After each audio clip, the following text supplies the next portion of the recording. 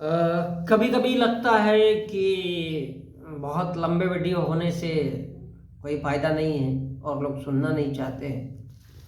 तो बहुत ज़्यादा समझा करके बोलना भी एक बेवकूफ़ी है। तो चलो चलते हैं कि मनुष्य का पुनर्जन्म, इसकी दो अलग अलग परिभाषाएं हैं। तो मैं सर्वप्रथम पहली परिभाषा को परिभाषित करना चाहूंगा। इंसान लंबे समय तक जिए ये महत्व नहीं है, इस बात को महत्व नहीं है।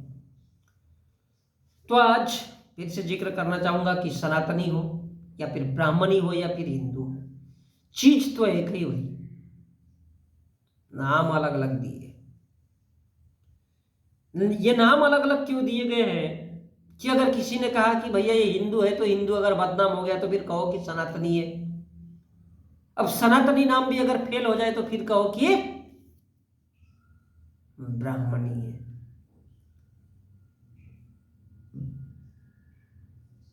तो आज उस बात पर मैं चलना चाहूंगा कि मनुष्य का पुनर्जन्म। अब देखिए, इसके दो, जिसका जिक्र किया मैंने कि दो पहलू हैं। तो अगर हम हिंदू कहिए या फिर सनातनी कहिए या ब्राह्मण धर्म कहिए, तो उसके अनुसार चलते हैं। तो उसके अनुसार 84 लाख योनियों को पार करना होता है। अब यहां पर दूसरी इंपॉर्टेंट बात है कि मौर्य काल में सम्राट अशोक ने, कुछ लोग कहते हैं कि 84 लाख स्तूप बनवाए थे। अभी दूसरी बात यह है कि हिंदू धर्म कहता है भाई 84 लाख या फिर 86 लाख जो भी है, इन योनियों से गुजरना पड़ता है। तो योनि का मतलब क्या है? इंसान, जीव, प्राणी, चाहे वो उभयचर हो या फिर अभयचर हो, यानी जल में रहने वाला, थल में रहने वाला, या फिर वायु में भी बहुत सारे जीव हैं। तो इस चीज को समझना भी अति आवश्यक है कि पुनर्जन्म आखिर होता क्या है। तो हम देखते हैं कि पानी में उसका निर्धारण किया गया है या उसको डिवाइड किया गया है कि पानी के जीव जंतु लगभग 9 लाख है। पेड़ पौधे, इनकी संख्या लगभग 20 लाख के करीब करीब है हर देशों में। और देशों के बाद एक भूभाग जब अलग अलग हो जाता है तो वहां की वनस्पतियां भी थोड़ी सी डिफरेंट होती है। कीड़े मकोड़े 11 लाख। अब पक्षी 10 लाख और पशु 10 लाख। देवता, राक्षस, दैत्य, दानव, मनुष्य इत्यादि ये सब 4 लाख। ये हो गए 84 लाख। तो पानी के जीव जंतु अर्थात मछली,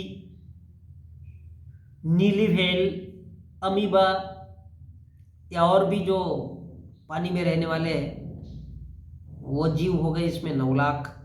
अब पेड़ पौधे, चंदन के पेड़ से लेकर के जो सुगंधित होता है, जिसके एक अपने अलग गुण होते हैं, उससे लेकर के कांटेदार वृक्ष बबूल तक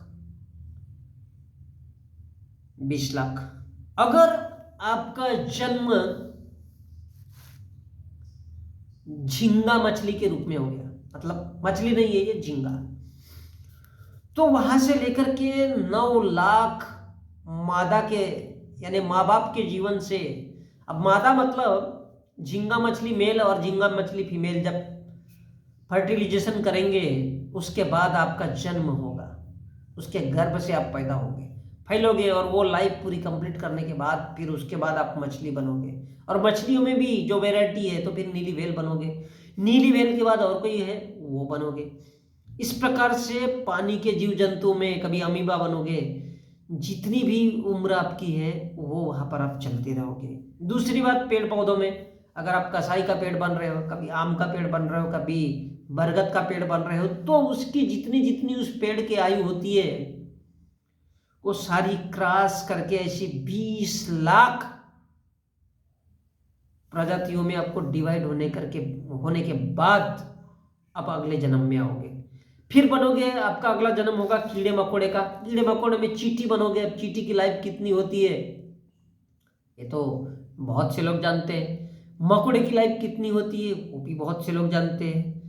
अब उसमें छोटे छोटे कीट, कुछ पानी में भी घुस जाते हैं, कुछ बाहर रहते हैं, कुछ टॉयलेट भी खाते हैं मनुष्य का, कुछ गोबर पे बैठते हैं। वो सारी जीवन आपको बीतना होगा और आप जन्म कहाँ से लोगे? अपनी माँ के पेट से, यानी कीड़ीन और कीड़ा, पति पत्नी, उनके पेट से ही आप जन्म करोगे। ऐसा 11 लाख बार आपको जन्म लेना पड़ेगा। अब पक्षियों में आते हैं, कहीं मोर बन रहे हो, बहुत अच्छी बात है। तो मोर में तकरीबन पक्षियों में तकरीबन 11 लाख प्रजातियां होगी। कभी मोर का बच्चा बनोगे तो फिर मोर और मोरिन के बीच में जो होता है फर्टिलाइजेशन, उससे आप पैदा होगे। लेकिन पैदा होगे किससे? योनि से, मादा स्त्री से। तो इसलिए उनको योनि कहा गया है। इसमें 10 लाख, कभी मोर, कभी तोता, कभी अलग अलग प्रकार के पक्षियों से। तो इस प्रकार से आप लोग वहां से आपको 10 लाख जीवन कंप्लीट करना है। और उसके बाद आता है पशु। तो पशु में आप कुत्ता बनोगे। अब कुत्तों का अगर बात करते हो, जिक्र करते हो, तो पता है कि 10 कुत्ते या 25 कुत्ते सिर्फ एक कुत्ते के पीछे दौड़ते हैं। और ये जो उनका पीरियड होता है या जो समय होता है कितने सारे होता है। तो सोचिए कि आप कितने प्रकार के कुत्तों के, यानी आप किसी एक के औलाद नहीं हो। 25 कुत्ते एक साथ आकर के एक कुत्ती के पीछे रहेंगे और वो 20-25 दिन तक उनका प्रोग्राम चलता रहेगा। लेकिन आप पैदा होंगे कुत्ते के पेट से। अब उसके बाद देवता। भाई देवता किसी ने तो देखा नहीं। राक्षस जो कुत्ते बिल्लियों की तरह बड़े बड़े दाढ़ी वाले, मूछ वाले, बड़े बड़े दांतों वाले होंगे, बड़े बड़े उनके हाथ पैर होंगे, जो लगभग 320 किलोमीटर तक, कुछ योजन तक भी खड़े हो सकते हैं। ऐसे लोग भी होंगे राक्षस। फिर दानव का भी जीवन आपको जीना पड़ेगा। और उसके बाद इन सबको कंप्लीट करने के बाद, यानी 83,999,000 जन्म लेने के बाद आपका 84 लाख में आपको फिर से एक बार मनुष्य का जीवन मिलेगा। ऐसा हिंदू दर्शन कहता है,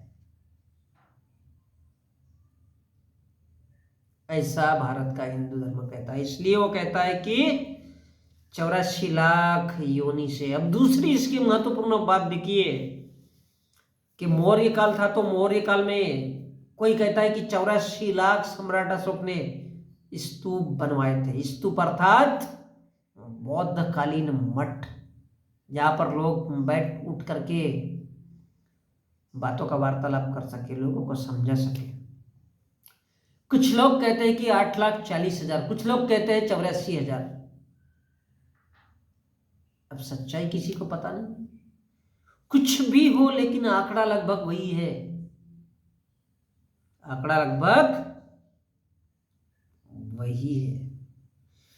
इसका मतलब यह है कि पानी के जीव जंतु, पेड़ पौधे, कीड़े मकोड़े, पशु पक्षी, देवी देवता, राक्षस, दानव, मानव, सूर असुर,